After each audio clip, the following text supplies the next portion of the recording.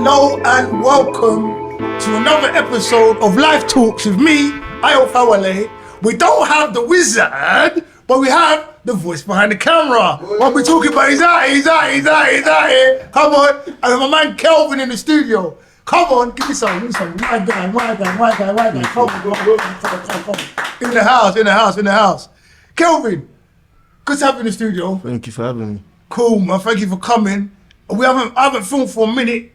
I think the last time I filmed was with you and the other guys. It's an episode that's already out. Yeah. Live Talk to the Youth. Yeah. That's when we had a conversation. I think that's the last time I actually filmed. So being back in the studio, it's nice to be back here, but it's also nice to be sitting across the table from you and be able to have almost like a one-on-one conversation now. Yeah. And we spoke about so much stuff on the show. The other show, I remember we spoke about. I'm just going to recap. Mm-hmm. We spoke about family, your place in the world. We spoke about, I think, psychedelics. We spoke about crypto. We spoke about just stuff that young black men, because that's what we are, but you're younger than me, obviously. We're young in the soul. I'm not begging it. No, like, we spoke like about the challenges young black men face in life, and also the challenges young men face in Western countries as well. We spoke about all that kind of stuff as well. So we covered a lot of ground, but we're here again to talk about you, about life, about where you see the world, about what you go through, what you're doing, and just like kind of chop it up, man. Yeah. Get insight into that beautiful mind of yours. You get what I'm saying? Yeah. So welcome to the studio. What can we talk about first? Where you from? Like when I say where are you from, if someone asks you where you from, I don't mean like area stuff. Like where would you say you're from? Like if me, I'm an African, I'm a black man, I'm you know what I mean? I'm a king. You know when people say that we come from where would you say you're from, please? Ooh. Let's big over. Yeah, it depends how you look at it. I can say that man's from Camden, because that's where I was situated my whole life. I grew up here, which is not too far from here. So this is, like, I used to play American football just around the corner. So nice. This kind of areas is familiar to me. But yeah, I would say I identify as a black Angolan man. You know, I have Portuguese in me, but I know my roots. I know the history behind it. So I guess I'm proud to say that I'm an Angolan man first, who was brought up in Camden. But yeah, that's what I would say. Yeah. How important would you say that is for individuals to be aware of like who they are and what they represent in this world, especially in this present time right now? Just in your opinion. I think it's very important because there's a lot of stuff, there's a lot of information out there. There's a lot of information that people can just consume. And nowadays, it's not like back in the day where people could go out with their brethren and go kind of live life a bit. Like, I remember being a kid, you can just go out with the man and go out, come back, but you just go explore. And that kind of builds your character. Nowadays, kids are growing up like behind the phone on social media. So wherever they're kind of getting like clung to or resonated with is based on information that they're receiving on their phone. So they're building their identity through that. So they don't really know themselves. So I say that to say it's important to be grounded within yourself, to have a root. So no matter where you go, you can still kind of just remember where you come from. I think it's good to stay grounded mentally. Yeah, I think it's necessary as well. So what would you say it was like growing up in Camden? Because Camden's world renowned. Everyone knows like Camden Lock, and it's well known. Anyone that's come from there, you know that it's got its history. Yeah. Like what would you say it was like for you growing up in Camden? You know what? Back in the day, people didn't know about Camden too much. Obviously, they don't know about Camden Market. Yeah. But when I say like man from Camden, people would be like, "Where's that?" Yeah. Like, Camden. But obviously, like you said, Camden is very diverse. Like growing up, man, I see like the people who dress like punks on the bridge. We would just see a lot of different like kind of ways of being. You just see like 10 different groups of people. So I guess like growing up and seeing that, you kind of learn that being different is kind of normal. Like it's good to be unique. So I guess when it comes to like music creation and like just even fashion, I would say a lot of people who grew up in Camden, they're very unique in themselves, like in their expression. And then obviously there was a lot of like bad things that happened in Camden. So unfortunately, that's what gave more popularity for some reason, because that's what happens sometimes, you know. When you say bad things, what do you mean? Like within the ends, there was a lot of, like I'll say from 2016 to like 2021, Camden started picking up in like crime quite a bit. And I remember there was like a shift. There was a shift where people can just be outside, just chilling, calm. And then there was a time where like I could feel that there was fear amongst like my age mates. Like going out, just being who they're, like seeing who they're around. People had to like cut ties with people. People had to just be more aware of going out. And yeah, it brought a certain energy to Camden. Yeah, that it changed it. So when you say that, yeah, you see, I can appreciate what you're saying, yeah, because of where I come from as well. But then you see, when that change happened, do you think like the people that are coming in, because it will affect certain people, like tourists and stuff. There's certain things you don't see unless you're coming from a certain place. Do you know what I'm saying? Yeah, it's like, so that evolution of or that kind of change in the ether. Can I say that? Yeah. That change in the ether in Camden. Yeah. I'm trying to learn new words. That change in the ether in Camden could only sometimes be seen by certain people as well. Do you know what I'm saying? If you're living a certain life, you can actually, you understand there's danger there where people be walking like almost like lambs to the slaughter if they don't know what's going on. But where we come from, if you're there, you can actually see the change in the air, and then you realise you have to move differently, like you said, cut ties with certain people to just to maintain your survival, just to make sure you're okay, so you don't end up in nothing that you don't want to be, no passer. So, you know what I'm saying? Yeah. Would you say it's specific? Yeah, I would say yeah. Because obviously I got older brothers, so I know about what's been going on like since a kid, or like, you know, like, because London's small, innit? So there's a lot of different states of mind in the same place. There can be rich people in Camden. Oh, there is though. Yeah, there's a lot. That's what I'm saying. You got that. Well, you got Regent's Park one side, and you got Hampstead. Yeah, you got Hampstead there. You got millionaires living there. Yeah, the line between rich and poor is very thin there. It's like the same land, but it's two different lives. Yes. That they're living. Yes. So a lot of people, they wouldn't know, like you said, they wouldn't know what's going on. But where I'm, you know, like I'm a black man growing up, already you get kind of brought into the aspect, even if you like it or not, to a degree, unless you kind of change your ways and you're fully like bubbly and you change yourself, like, you know what I mean, like you change who you are. Being a black man in them kind of places is like, there's not too many of you. Yeah. You know, it's like walking down the street, you be in a calm environment, but you might see I might see another black man my age. We're already looking at each other, trying to fill each other up. That's kind of the energy, but that comes from like fear and being in survival mode. But me having that awareness, it's like I already know to be aware where I am. And I know about the things that my brother's been through and what they've kind of learned. So I was just aware already. I already had the ear tuned into that. Even if I didn't want to be, it was necessary to have an ear into what's going on. So yeah, just having that and like learning about what's going on, I'm like, alright, cool. Yeah, things is changing, man. I can't just be like, I just gotta be aware of where I am, basically. Yeah. You can't just, for me as well, just to add to what you're saying, it's hard to just be as well, because you have that, what you was talking about, where we're going out and we're being aware of other youth to say that look the same as us, that may have the same powers as us, or may be envious of where we're at. That is almost like, to call it like the Willie Lynch thing, like the kind of like, it's not slave mentality. You're kind of like, you're scared, you're scared of your own brother. However, there's also the next level of it in Camden. People will look at you, even look at me as well. I'm being stereotypical now when I say this, but look at you because you've got dreads and think, in my day, oh, where's the weed at? Where's this? Where's that? Where's that? You're just minding your own business, you know? You're not trying to have a decent day. You've got no connection to them kind of things there, but that's been put on you. Same breath, the police are accosting you, or they're looking at you, like, there's a couple of you, what you doing around there? You can't actually just go about your business on a day-to-day basis. So you're formed to create this armor. Yeah. The same armor you say you got to be aware of this. You've got to be aware of so much stuff. Yeah. And then you say the wind changes as well. And now you've got to be aware of all them things. Like you're putting this pigeonhole stereotypical, and on top of that, it's getting more dangerous out there now. Like you said, between a certain age, it became more and more. And that the crime.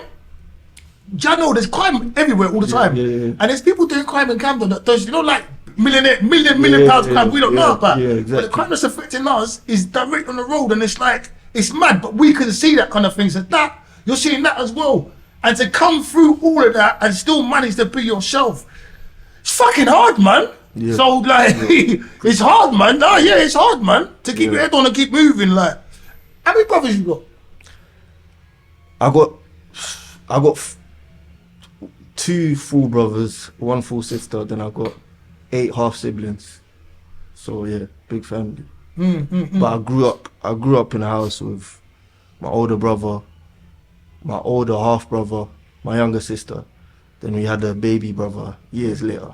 Okay. So he didn't know about that. He's only getting the good life now. Yeah. He's showing. Yeah. You lot protect him, innit? Yeah. That's true what you lot have learnt now as well, innit? That's the beauty of it. Sometimes we go through things so other people that we love don't have to go through them. Yeah. Or we can like help them out if we've got the right heart and the right head on our shoulders. Definitely. You know? Definitely. I want to talk to you about family and other stuff. I want to say that is for me the generational shift is good for your little brother, and it's good because my parents, probably like your parents, but I don't want to speculate because I want you to talk about it. They never knew how to move in this environment. Yeah. So because I had to learn, and I got chased, beat, police, felt that same way, looked on the road. I can now make sure my youngers, my little brothers, my little sister, my children don't go through that, or they can be nice, like you said. When you spoke about your brother, your face lit up. You know what I'm saying? Like, what's his name? Giovanni. Yeah. Come on, big up Giovanni. You done now. Come on. What does family mean to you? Oof. Family to me is loyalty. Family to me is loving someone for who they are, for the soul they are, and trying to figure out who they are and how to best nurture them. Nice. Yeah. It's building for the next generation, it's healing for the next generation, is unwinding traumas together through the love.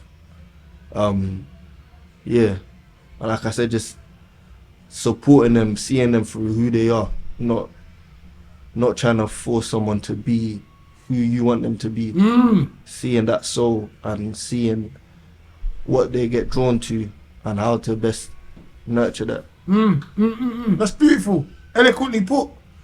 Where do you think, like, I want to pick it all apart, where do you think that comes from within you? How old are you? 24. 24, with all this, like, your wisdom precedes you. You seem a lot more mature than the numerical number of your age. Thank you. Where do you think that comes from? That was a nice explanation of what family should be, isn't it? 100%. Yeah. Where do you think that comes from? It actually comes from family, but it comes from the family trauma. Okay. So it's like, I feel like in this life, it doesn't have to be this way, but even for a lot of black people, we have a lot of trauma because trauma is carried through generations. It's carried in your DNA. I heard it stays in your DNA for like 13 generations. Yeah? Yeah. So we got a lot of trauma backed up.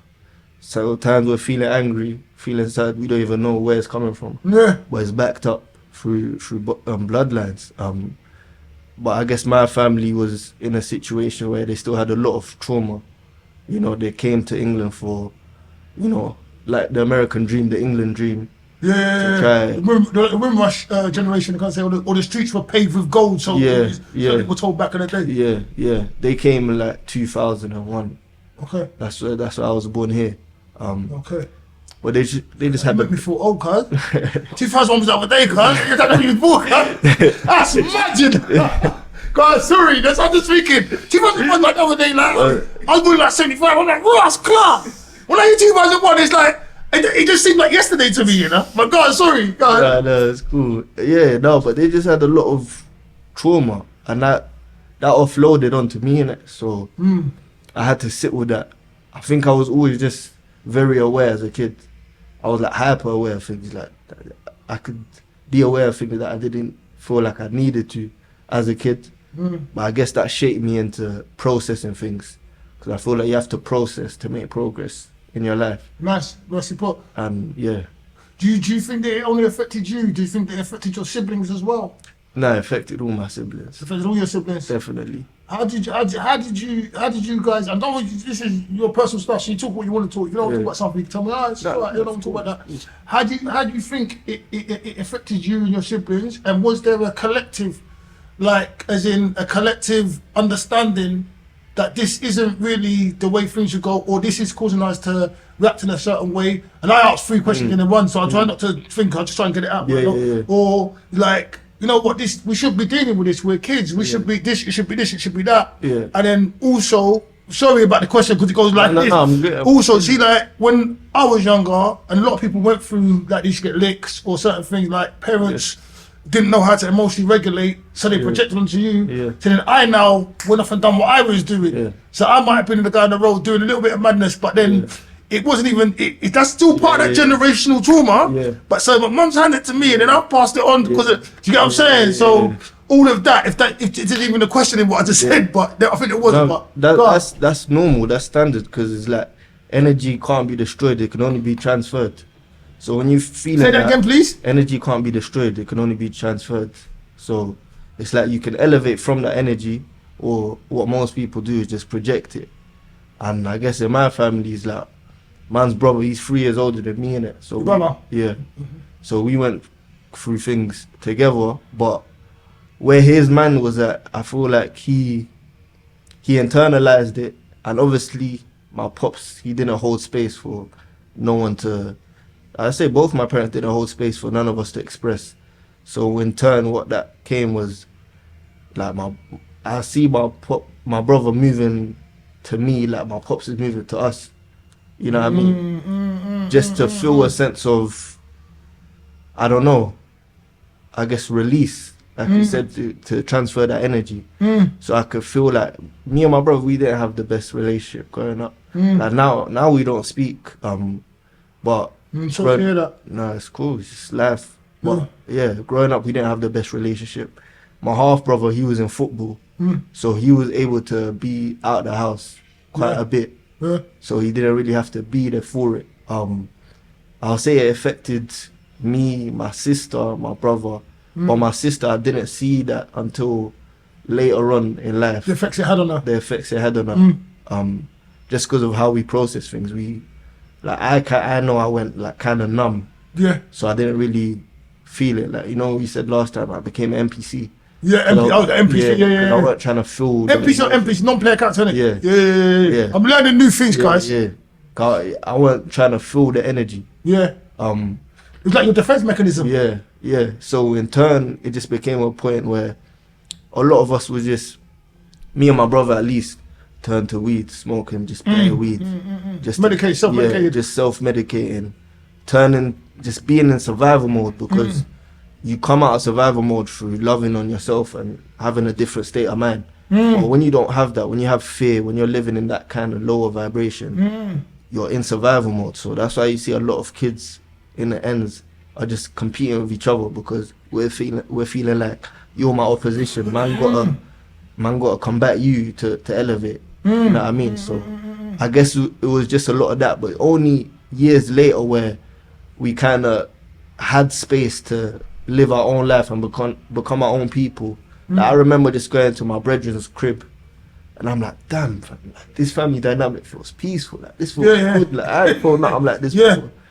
So just from that, I was able to be like, right, this is how bad things were to a degree. Like, there's a lot I could see a lot of things that I was missing within myself, from like social interactions, through being confident, through believing in myself, all of them kind of things. I was able to see the lack of it after, you know. And so when I start working on myself, I was able to relay back to my brother and try to have those conversations. But he was a bit older than me, so I feel like this whole thing took more of a mental toll on him, to the point where he kind of stayed in survival mode, and he started looking at me like man's his opposition. You know why? Because of you was actually addressing your feelings or trying to understand them and articulate them and kind of like get through what was happening. And he was just more let me just like cover myself up, just shield myself from this stuff. Yeah, definitely, because like that's why it's important to have people around you who think like you, because if not, it becomes a clash. It's a clash of energy, because I feel like it was at a place where I start working on myself, so I could see things from a different point of view. But trying to make someone who hasn't worked on themselves see things from that same point of view is just gibberish. They're not internalized. They can't internalize what you're trying to comprehend, basically. So it comes to that point of people can start projecting like, oh, you're doing this, you're doing that, where you're trying to help them because they're still in that state of mind. You know, so I guess that's what kind of happened. There's a bit of resentment maybe because they can't get out of that, even though you've got the power to get out of it, or you're trying to maybe just get out of the barrel kind of thing. They're looking up and thinking, wow, they can't do that, so they project that anger, hate, maybe what's the word? You know, like sad, desperation, all that stuff. There might not be a directed thing at you as a person. It's like the whole thing what's going on, and they can't address what's going on within them. Do you know what it is? It's never directed at you. It's never. You can't fault someone for how you feel. Obviously, there's a line in it. If someone's trying to pick at you every day and stuff like that, purposely, but I can't fault no one in this world for how I react to things. How so? What age did you get? Not because you was born with the brain you got.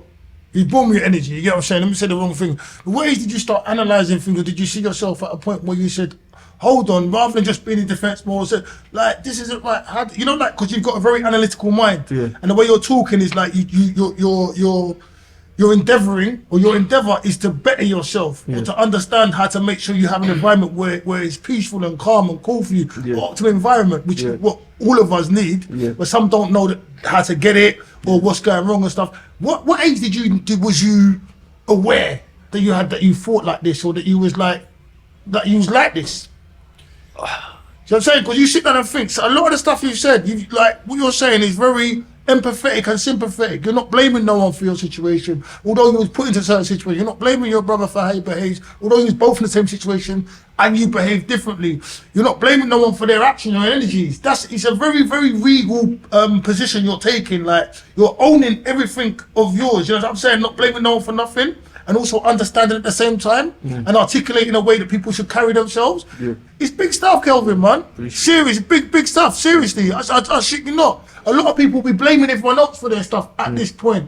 Or, you know what, okay, I don't blame everyone, but bun my brother, bun this or bun, you know, like resentment and anger. You don't seem to have none of that in you, although you're talking about the trauma that you've been through as well. Do you get what I'm saying? Like, and I can feel it. I felt it last time. Do you know what I'm saying? Not being able to unpack what you need to unpack, not being able to emotionally talk to the adults in the family, so you're digesting your problems, and then they're even putting onto you as well. Man, you're a man. You know what's there? True definition for me. Do you get me? So when was you aware that you thought like this? I think like my guy, like you got me. That's serious. You got me. Like, it's serious. Cause I felt like this. I know people at home have gone through stuff, and this is helping you as well. Like, and it's just to understand that you're not defined by your situation, and if anything's changeable, and just try your best. Just try your best. But sorry, Kelvin, go on.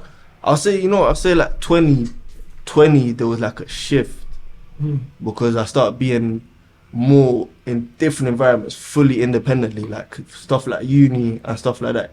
It pushed me like fully out my comfort zone.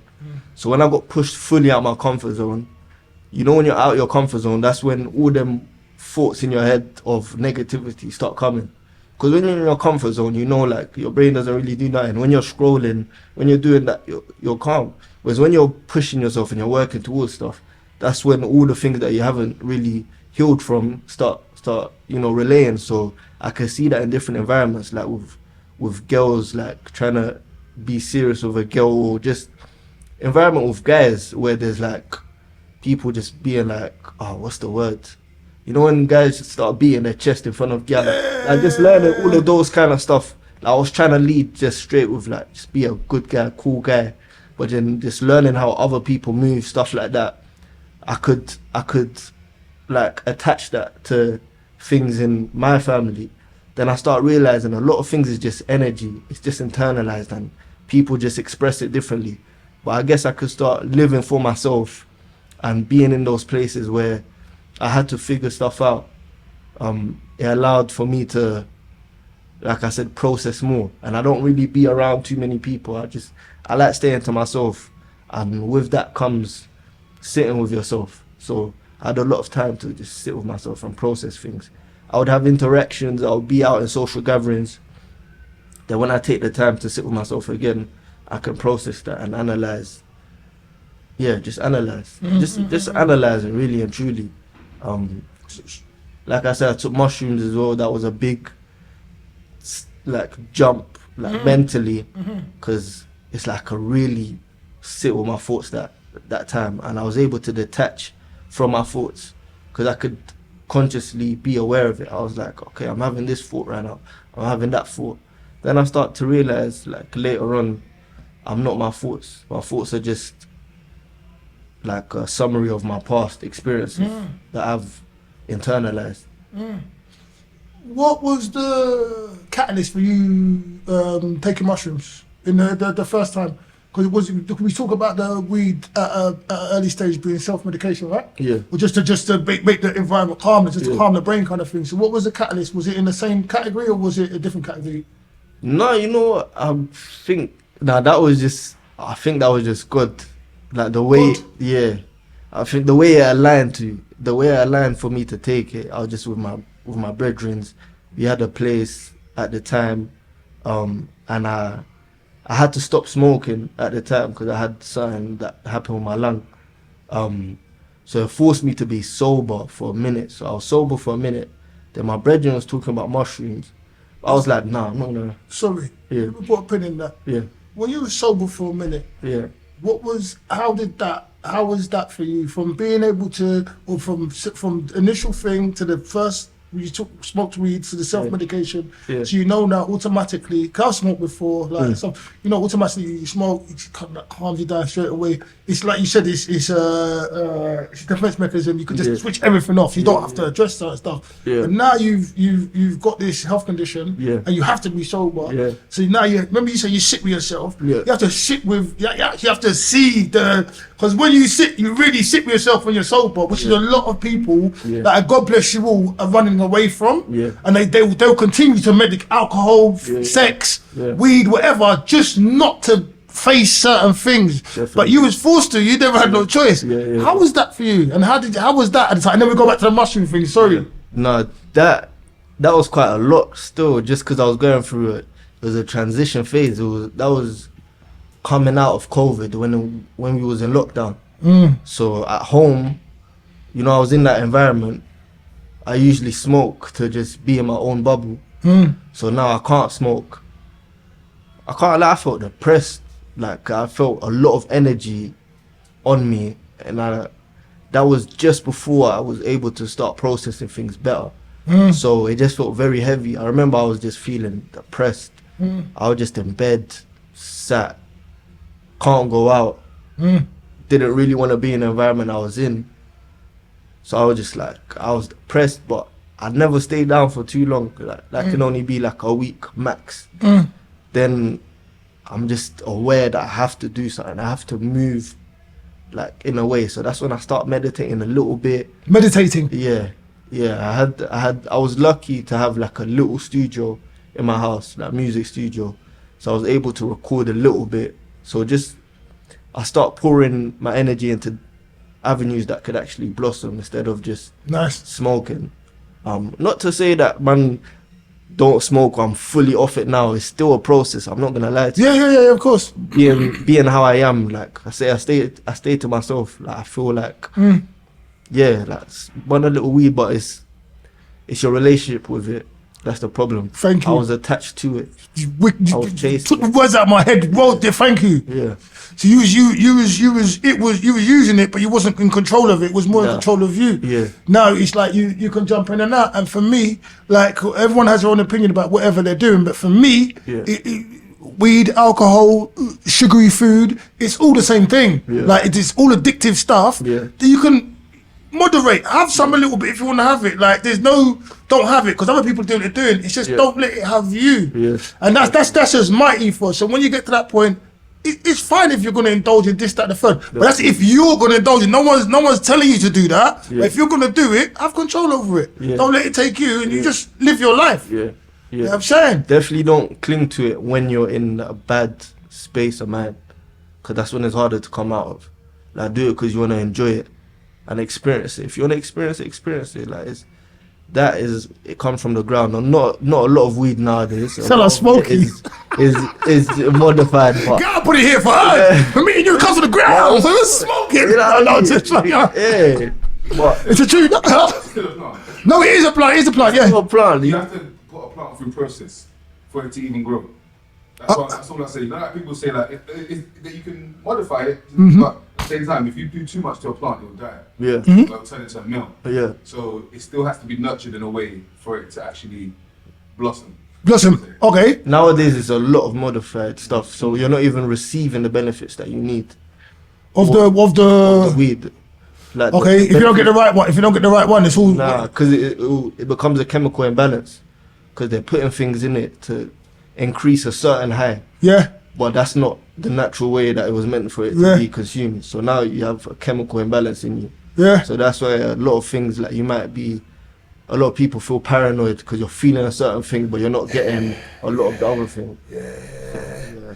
But would you not say, you're absolutely right, but the chemical imbalance, would you not say the amount of evolution there has been on the drugs is the same evolution there is with everything else? Entertainment, fast living, fast cars, the fast food, everything is gone like that. Yeah. So some people will smoke the normal weed and it's just not doing anything to them anymore. Yeah. Or in this environment, they're still getting hit with the stuff they're trying to hide from, and they just want that blanket over their brain, just like that. But it comes at a cost. It's you have extreme highs, then you're going to have extreme lows, or you're going to have mood swings, aggression, stuff like that. And I think a lot of people are unaware that even though they're taking this, they're smoking, they're chilling them out, when they're coming down, they're wondering why they're having arguments and fights, or they're angry, or they're pissed, or they can't function unless they smoke a spliff in the morning. Yeah.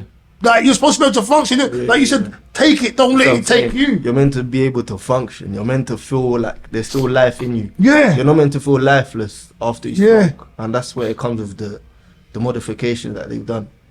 Like weed is meant to uplift you to a certain degree. It's not meant to just make you feel so slumped that you Yeah, so tell me about, now we spoke about that, tell me about how the initial you trying mushrooms came about, because you said you was ill so you couldn't smoke. Yeah. So tell me about that. Tell me how that came about. Yeah, so there's a bit of a gap between that. That's when I was in my crib, and then I moved to another crib with my brethren for uni. So put precision on back because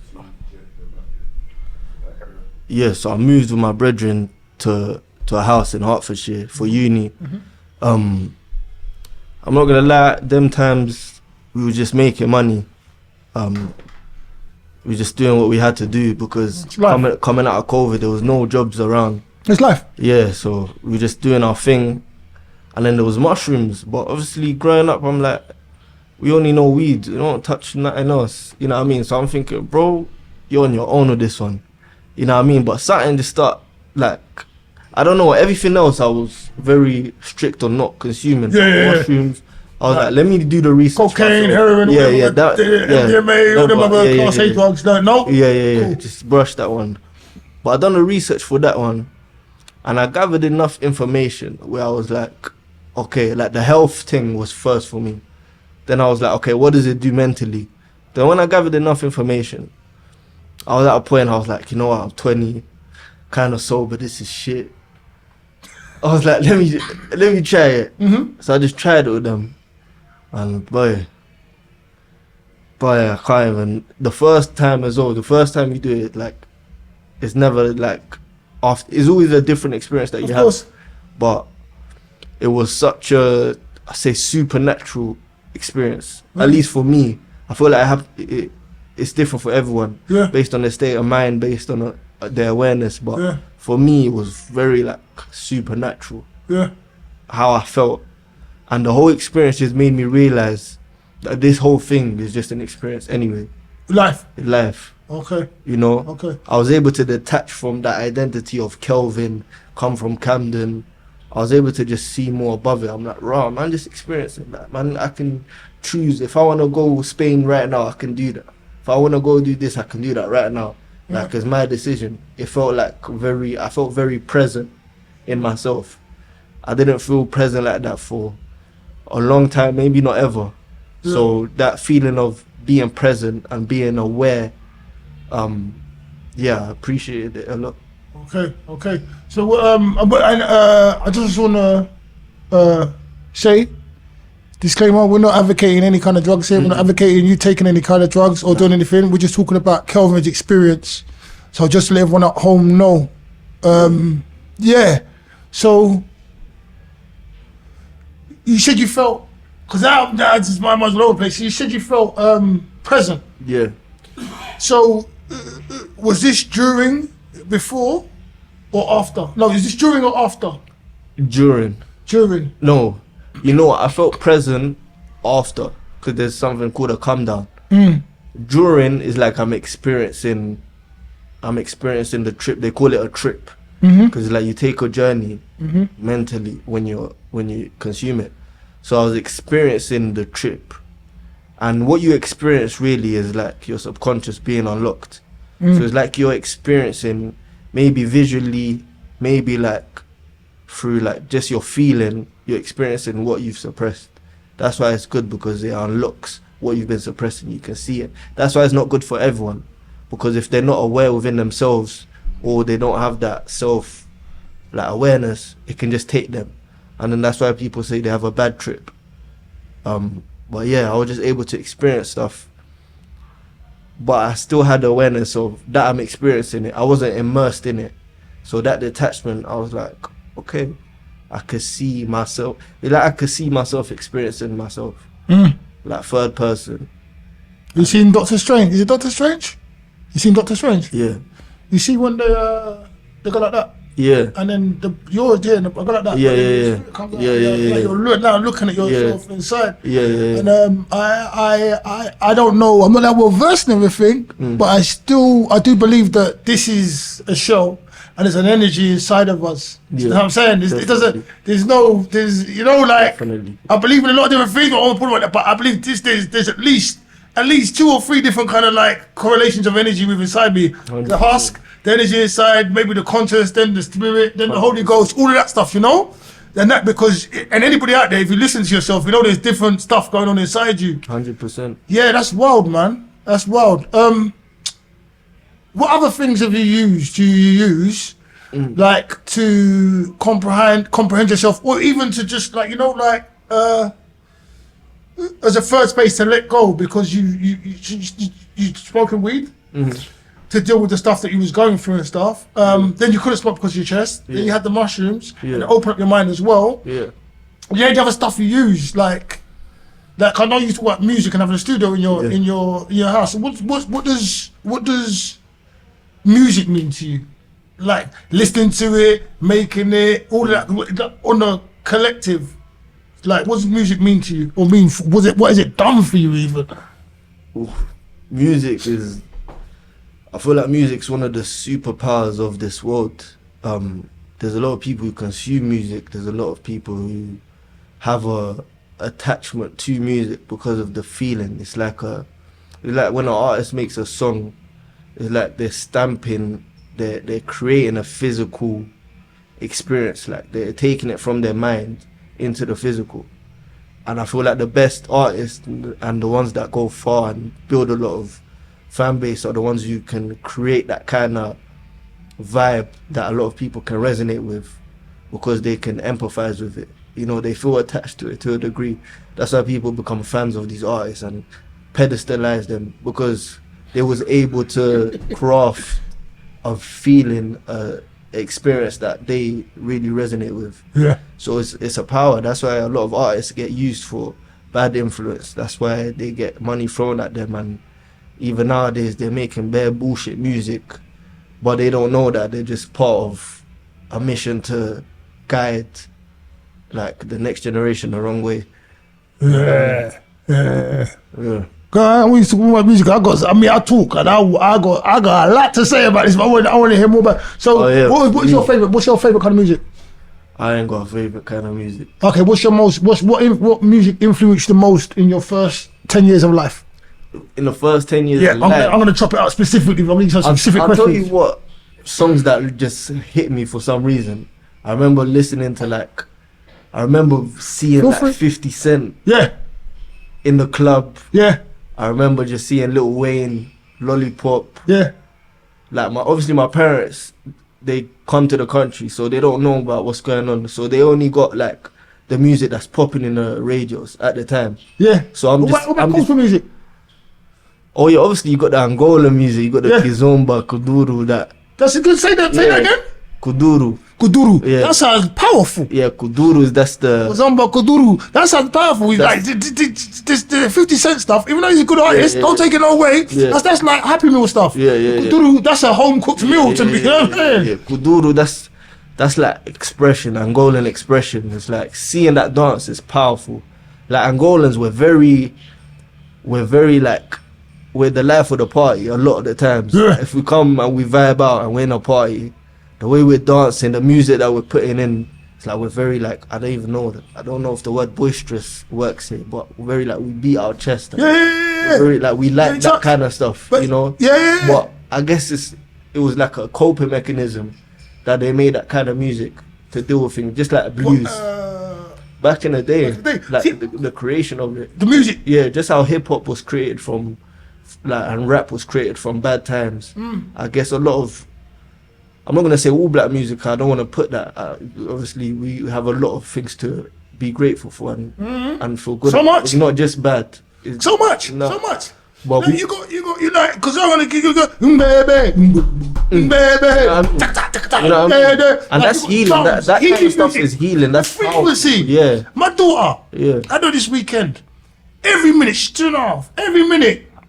Waka waka like You know what I mean? Yeah, that's it's time for Africa. It's my 2.5-year-old daughter, yeah? She's doing stuff. And I tell you what, I'm a parent. Sometimes she's saying, daddy. A million times, daddy. And I'm like, yeah, what are you doing? I'm like, you can see what I'm doing. Okay, daddy. It was a daddy. I love you. All right, daddy. And I'm like, you said daddy 1,000 times a day. And then she's like, it's time for Africa. And it's like, that frequency there that she's hitting me with, all that other stuff don't matter. Yeah. The frequency of music. You see the frequencies, because it came from the drums and everything. The frequency, the power that's in there. So you see when you're saying your Congolese come to the party and you take, like, you let loose. That's the same as just ancestral thing is inside you. That you said, you spoke earlier about what was he said, the scars or the trauma that's handed down. There's certain frequency stuff that's handed down. Definitely. And this is power ties. This is how, like, okay, we just address it to the conversation we're having today. The stress and stuff we have at home, but then we go to the middle of the village in the night, they play the drums, we dance, we let it all out, we can deal with the next day. 100%. You know what I mean? There was weed in the fields and that stuff. But these are coping mechanisms. Yeah. The Western world, this is money. Let's package this. You understand? If there's not one human being who hasn't got a kind of music they listen to, whether it's Tom Jones, Dolly Parton, African Bombata, doesn't matter who it is. Like there's every culture has got their own connotation, different kind of music. Whether it's like certain countries doing their thing, and it's just like I'm like that's music, but they're vibing to it, and that's their frequency. Do you know what I'm saying? Like, and it causes release for them. Yeah. Music that's is important. so powerful, Yeah. so powerful, and I think like this is my thing. Certain frequency stuff, like if you played what's it called, music from Angola again? Kuduru. Kuduru. Yeah. You could play that and you don't understand. It's entered inside you. your brain, vibrations, everything. Yeah. It's giving you a good vibration. Yeah. While people listen to some of this new age stuff, and they don't understand that you're actually brainwashing yourself, or you're changing your frequency. Yeah. And there's certain things, which is why you're saying exploitation in the music industry, excuse me, and so on and so forth. Yeah. There's that. Yeah. But music is something, they say it's a food of life. Music Yeah. is ours to enjoy ourselves with. Yeah. Do you know what I'm saying? So for you to say that you use music for, am I paraphrasing that? What do you use music for? I used to use music to. I've used music for fun. I've used music to cope. I've used music to heal. Now I use music to express and learn. Can you give me that list again, please? Have you got tissue, Jay? I Go on, use say music to. I use to experience, just to have fun, to cope, to heal. Now I use it to express and to learn. Like a lot of things that I've been through, like you say, like the way I can analyze things, I'm also able to formatize it in a way that I can push it out as a concept. Yeah. And I feel like that's what I value in certain artists. I feel like I got that ability to do that within myself. So the things that I've been through, what I've integrated, resonated with, and now I'm able to piece it up in a concept that I'm able to express it so that others can use that to like deal with their things, to empathize with it. And it might be healing for them. It's, and then you could be on the same frequency that they're on, but then when they hear it, they're understanding on that frequency. There's that track by Kofi, Toast. Yeah. Yeah, I hear that, I'm gone. Yeah. There's sounds of blackness. There's Yeah. there's certain tracks you hear and it's just like they just give you that energy. You're just gone, like, and it's just a universal thing. I mean, Candy's a bit of a thank you, God bless you. Candy's a bit of a party tune, but it still has an energy behind it that gets everyone going in a certain kind of mind frame. Yeah. Where you got so as Lisa just said, excuse me, like you got, was it the old the serious artists like slowly you hear that, you just what? The energy, you know what I'm saying? That's what I'm saying. It's just Yeah, it's power. yeah, It's power, it's from the ancestors, it's beautiful stuff. Yeah. Beautiful stuff. Kelvin, you spoke about women earlier. Let's talk about love. Cause it's like, I think when I came up, there was let me talk about. I want to talk about you. What has it been for you? What has it been for you since from understanding who you are, understanding your power as a man, understand what you can and can't get away with? Because certain people don't know what they can and can't get away with. You're very analytical. Yeah. You break things down. You think about stuff. So like, I'm sure you've got some stories to tell. Not that you'll tell all your stories. Like, sorry, one more track. Original, get on no chatter, we must get the pum pum when we come back. What? You know what they track there? That's half fight. That's half fight, isn't it? Yeah. It's another song. It's like a reggae song. I'm gonna give you the. Let me the track list. Let me the playlist. I'm gonna give you the playlist. I'm gonna give you the playlist. There's a big track there, but yeah. So, yeah. What has it been like for you coming from the environment you came in, and then like understanding how to express yourself within love and relationships? You know what? You see, nowadays there's a lot of people just still healing. There's a lot of trauma, and a lot of people get into relationships thinking the other person's gonna fulfill what they're missing inside. But that's not the way to do it. That's not how you lead a healthy relationship. That's how you actually just offload things to other people and just use them to fulfill you. You're meant to come healed. That's not always the case. But that's the way to nurture a healthy relationship. When you're not, that's what comes with projection, that's what comes with manipulation, gaslighting each other, having arguments, and you're against each other instead of trying to figure out what's the problem, what's the patterns that are causing each other to get triggered by each other. And I can say a lot of that for myself. You know, I've been on a journey to try better myself for like, say, 2 years now. But it's only when I met my girlfriend that I realized there's still a lot. Your girlfriend with now? Yeah. And when you say you're on a journey to better yourself, define that for me. Just being accountable myself, just understanding myself fully. All parts of me, where I'm hurt, parts that I'm trying to suppress, parts that I didn't nurture properly, just all of that stuff. What benefits will you get from doing that?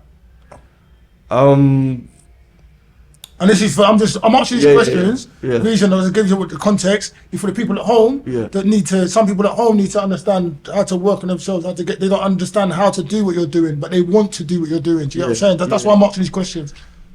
It will better me so I know, like, you go through things sometimes to know not what to do or to know what you don't want. To know what. Yeah. So it's like when you know one side of the polarity, you can then shift it and just. So if I got a lot of fear in me, it's telling me I need to be courageous. You know, if I'm sad, it's telling me that I should do things that make me happy. You know, it's just stuff like that. So just knowing what parts of me still need healing is just telling me what I need to heal. So then I can become whole. Like if you got illness on you, what are you gonna do? You're gonna feed yourself things to rectify it. To rectify it. So try and fix it, gonna get healthy.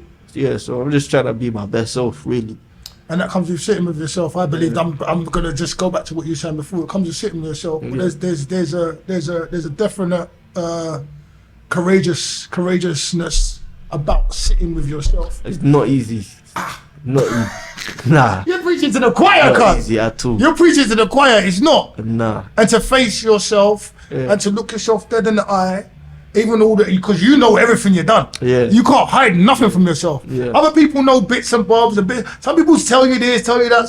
But only you know what you have done and what you haven't done. What you're capable of, what you're not capable of. Yeah. Your fears, your worries, all that stuff. Yeah. And sometimes this is now I'm talking about myself. Sometimes it's easier. It was easier. I quick smoke a spliff. Have a drink. Go and check this person. Just don't go and get it. Go and get a chick. You know what I'm saying? Yeah. Rather than sit down and address this and then do that afterwards. Yeah. But even now I have problems like sitting for hours because things come up.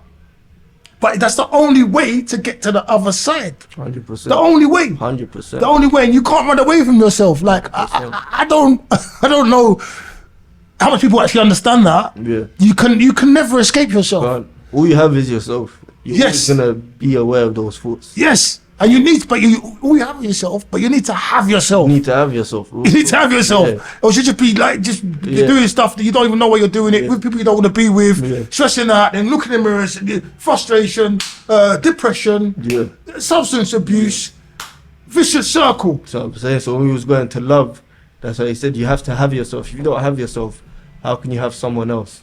You know? So then, because you love them, love is like one of the strongest emotions to feel. So if you're not within yourself, the opposite of love is hate. So there's a lot of things some people can do for you out of love or because they're loving you, but because you're not right within yourself, you're projecting it as hate, or you're internalizing it as something that makes you feel hate. You know? So yeah, it's you're not in the right you haven't got the right frequency to receive it. To receive it, you know? What does a healed relationship look like to you? I'll say holding space for each other, not trying to control someone. Just because you love them doesn't mean they have to fit exactly who you are. When you chose to be with that person, you chose to love them as their own entity, as their own soul. So it's really like wanting to see that person become the best version of them that they can be. And yeah, doing it together, really. Like living life together, figuring yourselves out together, but also separate. It's healthy to have that balance. Not just being too attached. There's a lot of attachment nowadays. Yeah. How does it make you feel to be with your girl, your partner, the person you're seeing, your love interest? It's a blessing. It's a blessing. It's a blessing. Truly, Nice. yeah, it's truly a blessing. Nice. Like I said, it's one of the highs, lows. Give me some.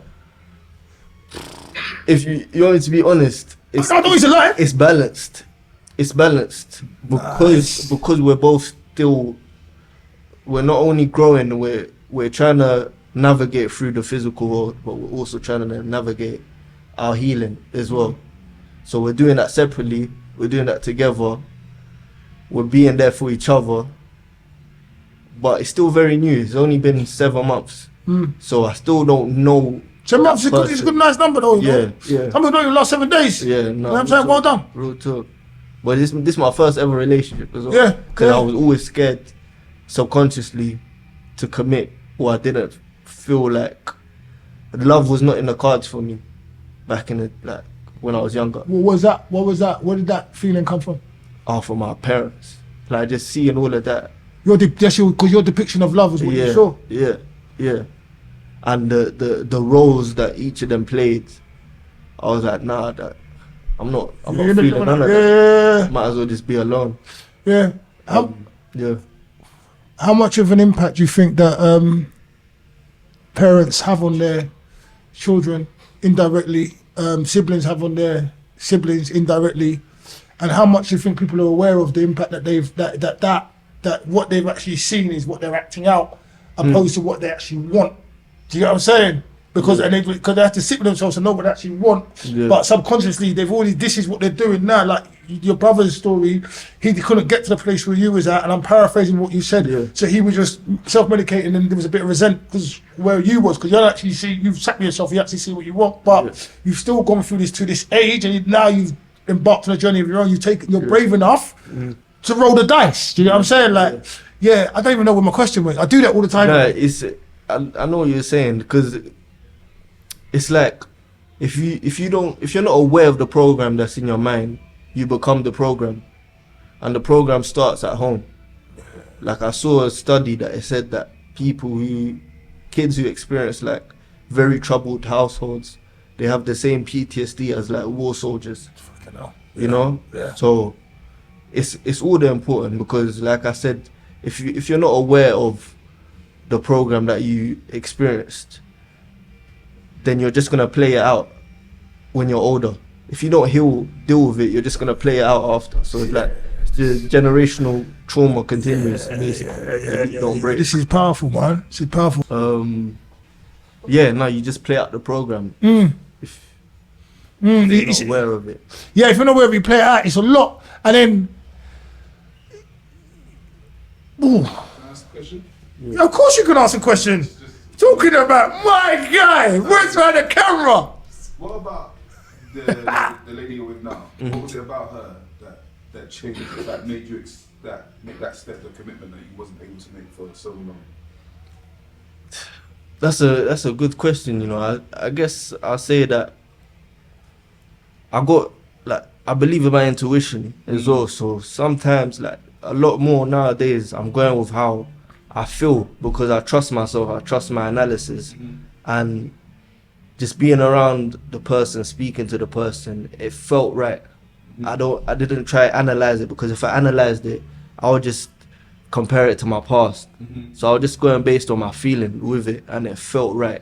And I could see that she was being patient with me. She was holding space for me. She wasn't perfect, but she was willing to be part of a relationship. It wasn't transactional. It didn't feel transactional, like I want you to be with me for this or that.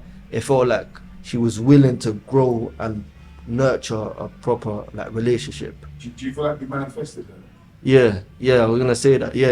100%, because I went through a relationship. It wasn't a relationship, like a situationship before that. Situationship? Yeah, that's what they call it. Like. Yeah, I love it. I know that one. And he's the young one. I know, but that's what they call it. I know. He's right. Because we used to call it relationships. That's what we say. Relationships. Relationships. Relationships. Right, yeah, go on. Situationships. Yeah. Come on. No, don't make you feel old. We're old. But I went through something like that. Come on. It brought a lot of suppressed emotions, like from my past. Like, you know, I was talking about attachment styles. I realized my anxious attachment styles. Like, that person made me realize how anxious I can be and stuff like that. So from that situation, I realized everything that I don't appreciate in a relationship, what I don't want. So then I could be like, okay, so what do I want? So times when I was meditating and I was just sitting with God, sitting with myself, I was able to start speaking into existence what I would want in that relationship. And then, bro, it was like the way we even crossed each other and we met, it had to have been aligned. So just I felt that from how you spoke about it. Yeah. Shout out being it. Easy!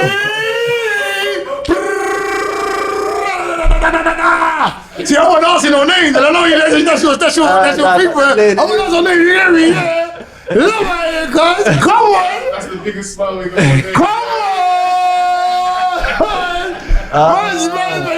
You be going red card, you know what I'm saying? Yeah, well, that's a good thing. That's a good thing. That's a good thing. That's a good thing. Who says somebody like, how's the missus? No, she's alright. They don't want that. It's like that's the reaction we want. That's the reaction we want. Come on. Let's grab up these cards now. Is there anything that like I know we covered a couple bits, and yeah, is there anything you want to talk about, you want to bring to the forefront? I want to grab these cards, I want to ask some of the questions from the cards. Some of them asked you another show, some of them might have asked you before. Yeah. I think that I appreciate and I respect your honesty today. I feel like the conversation we had it's almost like it's scratched the surface of certain things, because I feel like you've got so much more to give, like conversational wise, and for us to talk about, which is like an hour and a half, 2 hours is not enough time to dig everything up. So I believe we will reconvene, maybe as a collective, maybe individual. I don't know, like speculate to the future. And we're not we ain't over yet. You know what I'm saying? But I'm just like preempting. So I just want you to. I don't want to go. I don't want to leave here today without us covering stuff that you definitely want to cover. I want to ask you, how did you become a chef? Because you're a chef right now. Like among other things, because you've got a big list. But how did you become a chef? And what does food mean to you? Well, food is very important to just like. It's important for the nutrients. It's important to feed yourself with the right things. Like I was on a plant-based diet for like 2 years. Okay. So no meat, just everything that's grown from the earth. Can I ask you one thing about that? Did you never eat no meat, like fake chicken or fake Nah, this? I didn't eat tofu and all of that. Yeah. Ban that. If you want to give me chicken, give me chicken. If you want to give me something else that ain't chicken, then don't try and call it chicken. God bless you all the big. Yeah, don't make it. What are you making the chicken for? You said you don't eat chicken, so don't eat chicken, innit? Come on. Vegans, I love you, but just, you know what I'm saying? Come on, keep it 100, innit? No, you know what I'm saying? Yeah, he's beef, but he's beef. Plant-based is different to vegan though. Vegan is a lot of, they're just for animals. Like they don't consume nothing that was made by animals. Like, but they will consume tofu. It doesn't mean they're healthy. It's just they're trying to protect animals. Okay. Yeah, plant-based is everything that's grown from plants. Like, okay. Naturally grown. So there's 3 categories then: vegetarian, vegan, and plant-based. Yeah. I didn't know that. Yeah. I get educated every day. So I'm learning loads. I should be taking notes. Mental notes. I'm taking. You got it. It's all come. That's crazy, bro. That's all. I'll be like, oh, just play the press rewind. Shit. No, this is why. That's what Asia do. This is why I appreciate you for calling me out, because like these convos they're necessary to have. Yeah. No, definitely. And it's like without knowledge is power. And then when we talk with each other, this is what I think is missing with a lot of things, like real conversations. You're my number man. We're here. You know, like I don't need to kind of like, oh yeah, I bet you. Okay, well, say this, say that. I don't need to fight. I need to just understand. Okay, how can your experience and my experience and your experience could like connect? Yeah. So I can go forward and enjoy the rest of my life, or even get to a better optimum. Like, take from your lessons, my lessons, you know what I'm saying? 100%. You at home take from my lessons as well, do you get what I'm saying? 100%. Sit with yourself, talk to each other, be happy. Life talks, all you gotta do is listen. This guy, you're back, he's back! Come on, yeah, so, I appreciate you coming having the conversation. There's so much more to talk about, but let's get. But you saying plant-based. What's your favorite plant-based thing to eat? I concocted a mad recipe just through because you're a chef anyway. Trial and error, like just like chickpeas, lentils. I'll get butternut squash, okra. I'll get some oyster mushrooms. I'll get quinoa or bulgur. All of these things are natural, and then just trying with that, just knowing what things sit well with my body. Then when I have the ingredients, I just practice just different things. Like, I like eating good. I didn't want to sacrifice just eating shit. You know, people think you get into that diet, you're like, oh, man's not gonna enjoy food anymore. No, it just makes you be more creative. It makes you be more creative, and that's part of the experience of it. Yeah, and I like it because it's one of those things that it makes you be present in a moment. Like cooking, it makes you be present. It allows you to be present if you allow yourself. It's meditative. It's like meditation for me. Yeah. It's meditative. Exactly. Is that right? Meditative? Yeah. Meditation. Yeah. Definitely, 100%. Yeah. But I didn't say I want to become a chef. It just happened like the way the road took me. Yeah. Like, Have you studied? No. So I got a good opportunity one time, which again I think it was just God. Manifestation as well. Yeah. Do you cook plant-based food? Yeah. Okay. Yeah. Right. I stopped being plant-based for the last couple of months. You stopped being plant-based? Yeah. Okay. 'Cause I wanted to gain some weight, and I wanted to have a balance. I felt like we was talking about before. Sometimes you become so like, I felt too like. Yes. I wanted to ground myself a little bit. I wanted to feel more like earthy. So why wouldn't you be able to feel earthy with a plant-based diet? And what would make you feel earthy? What, beef, chicken? Yeah. What? That's what I just said. That's what I came to. Like I just spiritual as well. Yeah. What you're trying to explain is spiritual more than physical. Yeah, like my body felt very light. You see how you said like we have a soul in the body. I felt just too in the soul because I was very light. I was only eating very light food. Yeah. So I wanted to like dense myself a little bit more. Okay. So I can ground myself. Yeah. Okay. Because there was a point when I was proper on my stuff, my energy felt different. Like I would walk, even like train station and stuff like that. Like be in a train, I'll have to get like glasses. Cause like I have too many eyes on me. Like being in mad social places, I have so many eyes on me all the time. Vibrating so high. Yeah. So so his vibration, your vibration's high. So you're just aware that vibrations are coming towards you. Yeah. Because you're eating the right things. Your body's it's almost at its optimum. Yeah. If it isn't at its optimum. Yeah. Come on. Yeah. I want to feel light. Yeah, I want to feel light. I might try it. Because I eat one of them things you talk about eating. I want to feel light. Cake too much. No, but you can make plant-based cake. You didn't know that. This is what I'm saying. But listen, I like everything too much, but you know, like we just take a bit out and put a bit. You know what I mean? Like, I used to like smoke and I stopped, and just come to have a little drink. Now stop. I haven't stopped for like 5 years. Cheers. Now I'll have a nice cognac or nice whiskey, just a little one, just only one. Don't take the bottle away after that. But I still smell it, sip it. So I want to be like. You ain't got no poems about them things. Huh? I said you ain't got no poems about them things. About what? About all the alcohol. Yeah, but you got poems about cake. No. I just wrote one. Oh, did you? I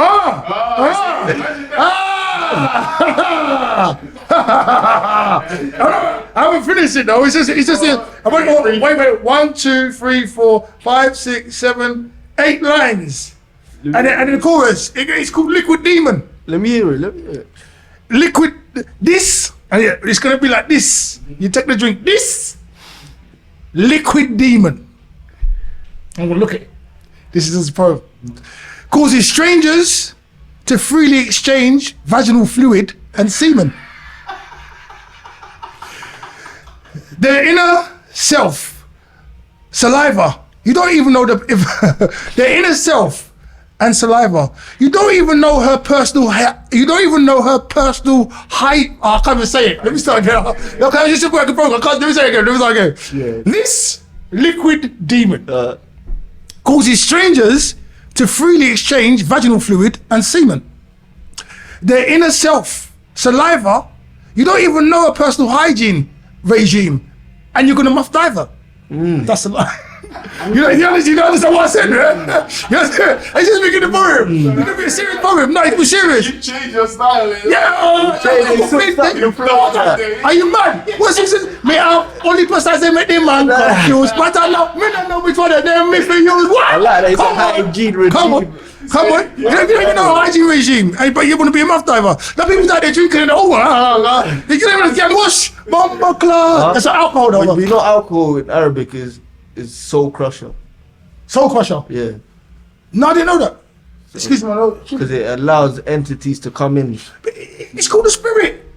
That's what I'm saying. That's what I said. It's a liquid demon. Yeah.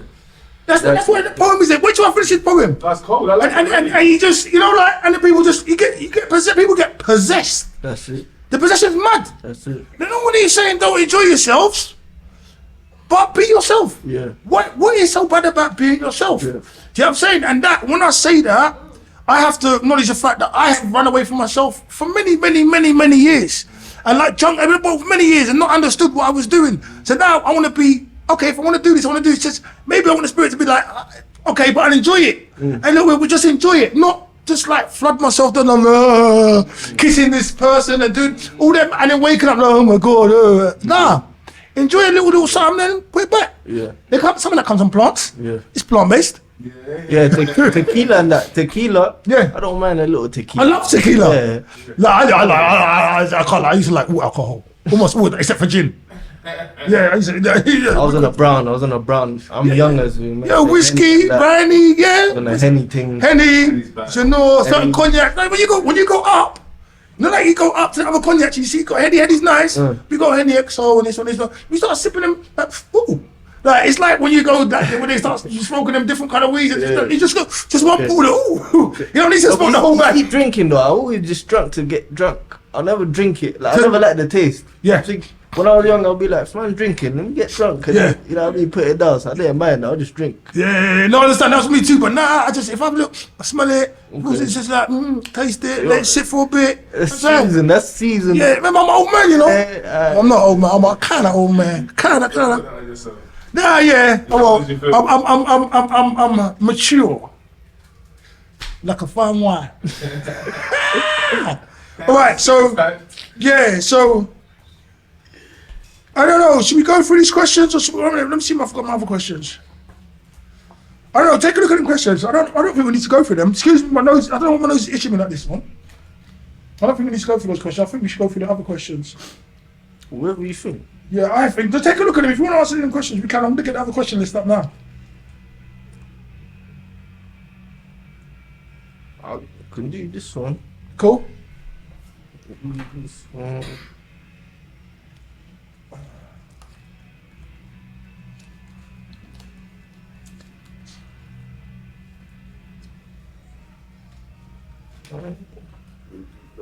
Thank you. I think I might know some of the other questions off by heart because I can't find the list anymore.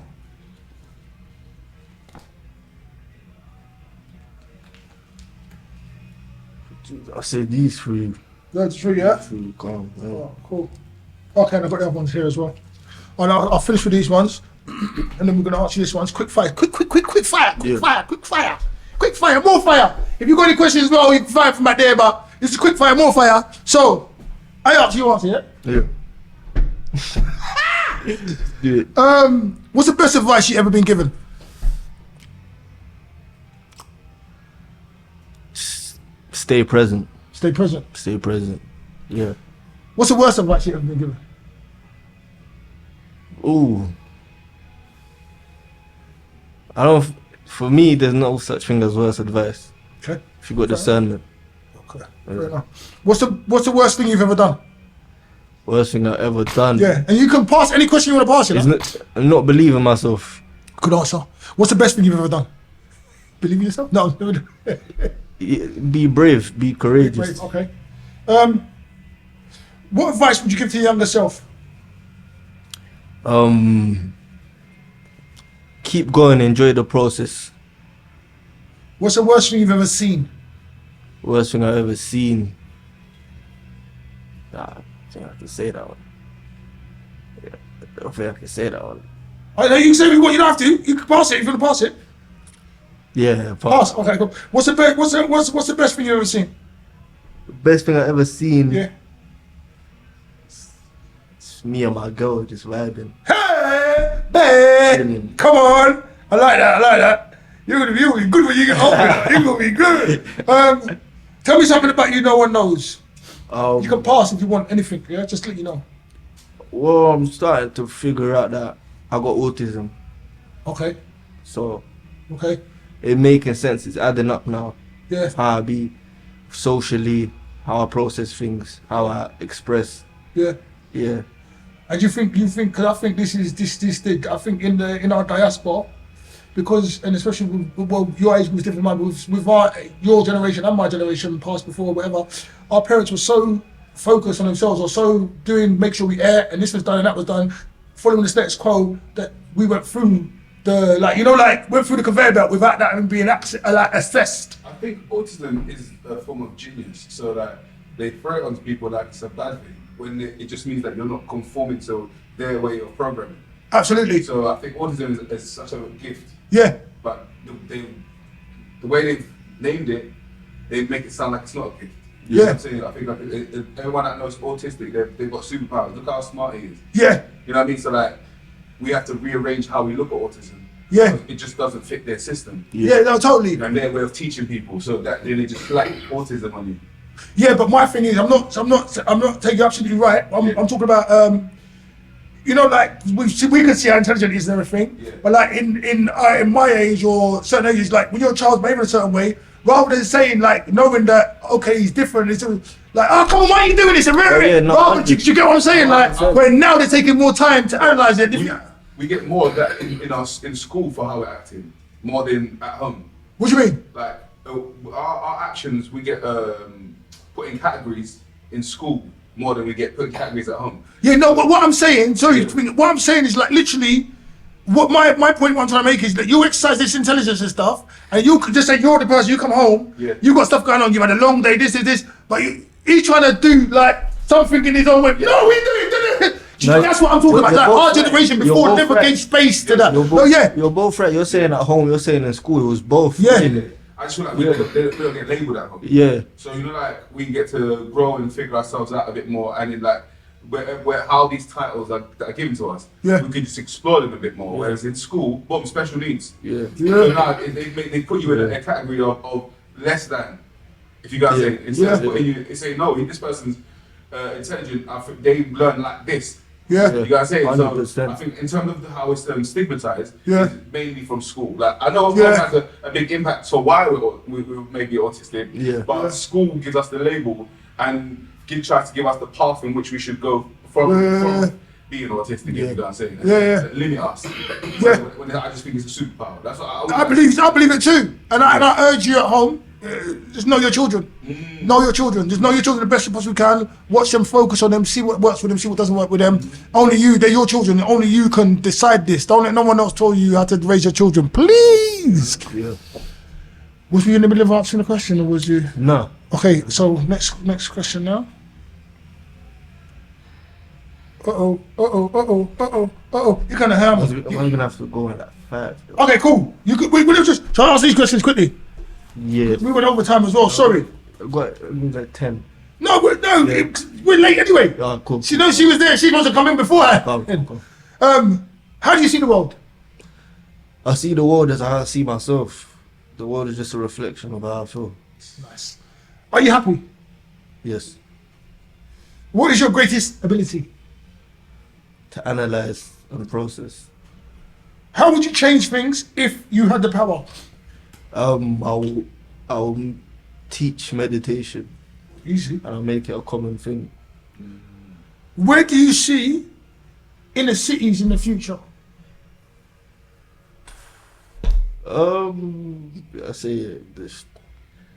I think it might be distraction. Distracted? Just with a lot of things going on and people's eyes opening to the environment it is actually. What do you think your responsibility in the world? What do you think is your responsibility in the world? Your responsibility. Okay. That's something right, isn't it? I'll say it's silly, isn't it? Guiding. You broke my phone, sorry. Guiding people. Just guiding people. Like, yeah. In what sense? Teaching them about their own consciousness and how to be aware of it and how to have discernment. Nice. Do you think the introduction of not being able to reprimand your child has had anything to do with the crime today? No, I think it's different for everyone because some people got got reprimanded a lot, so they don't want to do it to their children. You know what I mean? Go ahead. Let me finish, you're killing me. He just killed me, but he's right. The way you done it, politically, that's like a politician. Yeah. He's like, maybe go back. A lot. Listen, they say that. A lot. It don't sound that bad when you say it like that. But I feel like a lot of people, they got it, so they don't want to give it to their kids. Yeah. It was trauma for them. Yeah, but a little balance. Yeah, I believe so too. This is my last question for you, sir. What are the most important lessons you've learned in your journey? That I can't react. Not that I can't react. That my reactions should be based on myself, not about how I interact with people. Like I can't react because you done something. I should choose how I react, and that my journey's independent and unique to myself. So if I sit with myself long enough, I will have the answers for myself. No one's gonna save me. I'm my own savior. Powerful. As long as I'm in line with God. Man. Yeah. I like that. Kelvin, come on. Big interview, cuz. Thank you for coming, bruv. And we need to talk some more. Yeah. I appreciate you. Keep doing what you're doing. You've educated me today, you know. I'm gonna step away from this table a better man. Not a younger man, just a better man. Come on, voice behind the camera. Give you some youth. Love. But you know, I love all your answers. I don't even think I've done many podcasts. I've done so many podcasts in my life, but no one has had consistent answers that I appreciate. Like, 24? 24. 24? Every answer, even the quick fire question. Come on. The answer was just Come on. Big up.